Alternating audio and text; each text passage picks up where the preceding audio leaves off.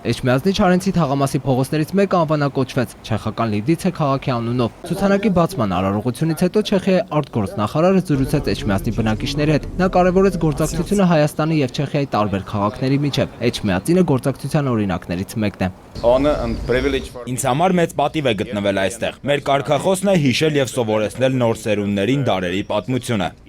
Չեխիայի արտգործնախարարի խոսքով հայերի ու Լիդիցեի ճակատագիրը նման են։ 1915 թվականին Օսմանյան Թուրքիան իրականացրեց հայոց ցեղասպանությունը, իսկ 1942-ին նացիստները հիմնահատակ ոչնչացրեցին Լիդիցեն, զոհվեց 340 մարդ։ Էջմիածնի քաղաքապետը փողոցի անվանակոչումը համարում է երկու քաղաքների միջև գործակցության նոր սկիզբ։ Եվ ամենակարևորը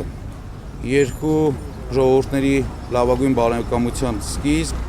եւ հուսով եմ, որ կշարունակվի։ Էջմիածնի ու Լիդիցեի բարեկամությունը նոր չէ։ Հայաստանի հոգևոր մայրաքաղաքում գործում է նաև Լիդիցեի անվան դպրոց, այժմ արդեն Լիդիցեի անվան փողոցում։ Գրիգոր Գևորգյան, Գառնիկ Մելքոնյան, ժամը լրատվական։